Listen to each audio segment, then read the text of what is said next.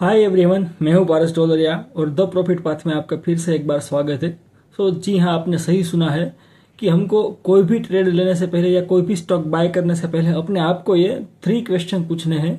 पहला है कि क्या लूँ, दूसरा है कि कितना लूँ और तीसरा ये है कि कब लूँ। ये 3 क्वेश्चन आपको पहले से ही पता होना चाहिए। अगर ये 3 क्वेश्चन आपको पता है तो 90% आपके डाउट क्लियर हो जाएंगे। सबसे पहले कि हम कोई भी स्टॉक लेते हैं या फिर दोस्त की बाई पे ले लेते हैं, दोस्त की कॉल पे ले लेते हैं, या फिर कोई रिलेटिव ने बता लिया तो वो ले लेते हैं। बाद में जब हमारे लेने के बाद वो स्टॉक 15 या 20% डाउन चला जाता है तो उसके बाद हम रिसर्च करने के बैठते हैं कि क्यों ऐसा हुआ, क्या प्रोबेबल रीजन थे, क्या प्रोबेबल कारण थे। तो उसके बाद हम एनालिसिस करते हैं, जबकि ये पूरा गलत तरीका है। मैं आपको बताऊंगा कि सही तरीका क्या है। तो सबसे पहले कि कोई भी स्टॉक अगर आपको लेना चाहते हैं तो सबसे पहले उसका पूरा डिटेल पढ़िए। उसका मैनेजमेंट क्या है, कंपनी वो क्या बनाती है, क्या उनके प्रोडक्ट है, क्या उनकी सेलिंग स्ट्रेटजी है, क्या उनका क्वार्टर का रिजल्ट आया है, क्या उनका नेट प्रॉफिट है, क्या उनके प्रमोटर होल्डिंग है, कहीं कंपनी में जरूरत से ज्यादा डेप्थ तो नहीं है।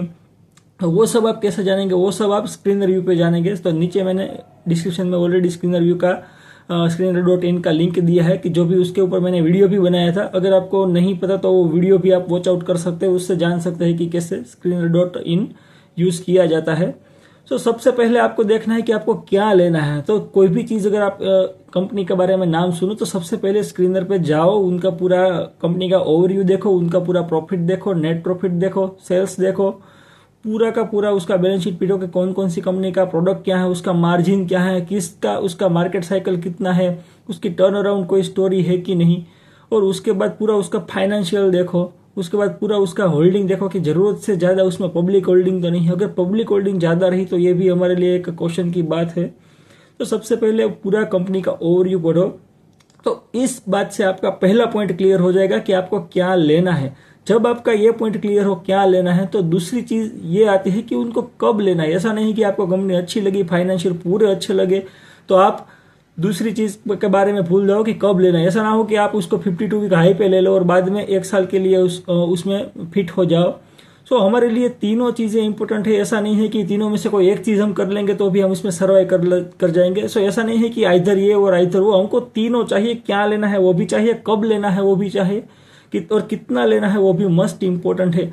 पहला आपका क्लियर हो गया कि आपको क्या लेना है। तो दूसरा आपको अब कब लेना है। तो कब लेना है उसके लिए आप ट्रेडिंग व्यू पे जाइए। ट्रेडिंग व्यू का भी मैंने लिंक डिस्क्रिप्शन में डाल दिया है, वो पूरा वीडियो वॉच आउट कीजिए कि ट्रेडिंग व्यू कैसे यूज किया जाता है। तो ट्रेडिंग व्यू पे जाइए और उसके जाने के बाद वहां पे देखिए कि कहीं स्टॉक वो 52 वीक हाई पे तो टच नहीं कर रहा। अगर 52 वीक हाई पे हो गए तो हम वहां पे उसको नहीं लेंगे, हम उसको लेंगे 52 वीक जब लो पे चल रहा है। और लो पे भी देखेंगे कि कौन कौन से चार्ट पैटर्न बन रहे हैं, कौन कौन सी एवरेज स्ट्रेटजी पे है वो, कहीं 3 SM स्ट्रेटजी है उस पे ट्रेड नहीं तो बन रहा है, कप विथ हैंडल पैटर्न तो नहीं बन रहा। तो पूरा चार्ट देखेंगे, पूरा पैटर्न देखेंगे, उसके बाद ही हम डिसाइड करेंगे कि अब कब लेना है। और तीसरा मोस्ट इंपोर्टेंट कि कितना लेना है। ऐसा नहीं है कि आपके पास पूरा कैपिटल आप उसमें डाल दो और साल भर बैठे रहो और बाद में आप शेयर बाजार को गाली दो कि भाई इसमें तो पैसा नहीं बनता। तो ऐसा नहीं है। आपके पास जितना कैपिटल है उसका आपको मैक्सिमम 2 या 3% ही एक स्टॉक में लगाना है।